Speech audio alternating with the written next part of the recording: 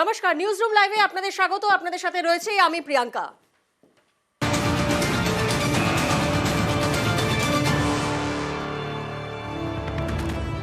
আর শুরুতেই যে খবরের দিকে আমরা নজর রাখবো, আমরা জানি যে গত সোমবার একটি রায়ে, হাইকোর্টের একটি রায়ে চাকরি বাতিল হয়ে যায় প্রায় 25,753 জনের। এসএসসি মামলায় 2016 সালের নিয়োগ প্রক্রিয়ার সম্পূর্ণ প্যানেল বাতিল করে দেয় হাইকোর্ট। তারপর মামলা গড়ায় সুপ্রিম কোর্ট। আর এবার আপনাদের জানিয়ে রাখি, সুপ্রিম কোর্টে তালিকা দেবে এসএসসি, অর্থাৎ যোগ্য এবং অযোগ্যের জট খুলবে।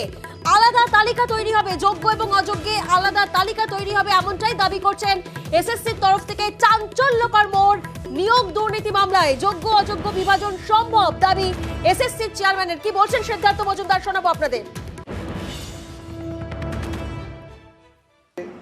যোগ্য যারা প্রার্থী তাদের পাশে অবশ্যই কমিশন থাকবে। আমরা চেষ্টা করব মহামান্য সুপ্রিম কোর্টকে এটা আশ্বস্ত করতে যে এই তালিকা থেকে যোগ্য অযোগ্য বিভাজন করা সম্ভব। আমরা যেমন অযোগ্যদের একটা তালিকা দিয়েছিলাম, তেমনি ওই বিতর্কিতদের তালিকা আমরা অনারেবল সুপ্রিম কোর্টের কাছেও তুলে ধরব। তাদের ব্যাপারে এখনো পর্যন্ত কোনো অভিযোগ নেই, সে ব্যাপারেও আমরা একটা পরিসংখ্যান অবশ্যই দেব। যারা কোনো দোষী নন বা যাদের টেন্টেড হিসাবে চিহ্নিত করা যাচ্ছে না, আমরা অবশ্যই তাদের পাশে থাকছি। প্রতিনিধি সোমরাজ এই মুহূর্তে আমাদের সঙ্গে রয়েছেন, সরাসরি সোমরাজের কাছে যাব। সোমরাজ, তোমার থেকে একটু জানার চেষ্টা করব, আদালতে এসএসসির এই অবস্থান সত্যিই কি পার্থক্য তৈরি করে দিতে পারে?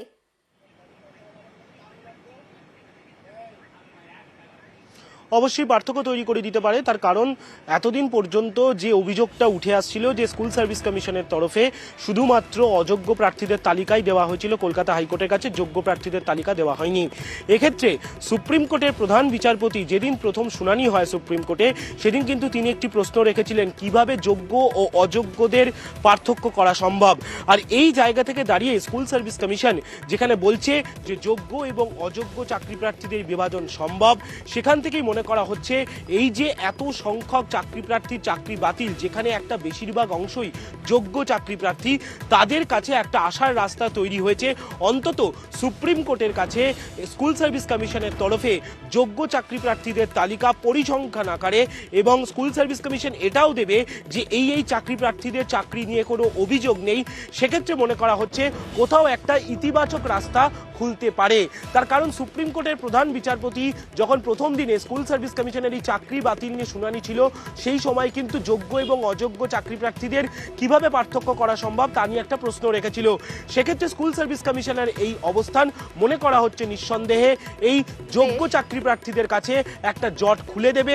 সাম্প্রতিক সময়ে যে নিয়োগ দুর্নীতি তদন্ত হয়েছে, সেখানে শুধুমাত্র অযোগ্য চাকরি প্রার্থী অর্থাৎ কারা কারা বেআইনিভাবে চাকরি পেয়েছে সেই তালিকা কেন্দ্রীয় তদন্তকারী সংস্থা থেকে শুরু করে এসএসসি বা রাজ্য শিক্ষা দপ্তর দিয়েছে, কিন্তু যারা যোগ্য চাকরি প্রার্থী তাদের নিয়ে কোনো অভিযোগ নেই। আর সেক্ষেত্রেই মনে করা হচ্ছে আজকের এই এসএসসির অবস্থান অন্তত সুপ্রিম কোর্টে আগামী সোমবার কোথাও একটা ইতিবাচক রাস্তা দেখাতে পারে। শীর্ষ আদালতে আগামী সোমবার ঠিক কি ঘটে সেদিকে নজর, মামলার সঙ্গে যুক্ত সব পক্ষের এবং চাকরিহারাদেরও।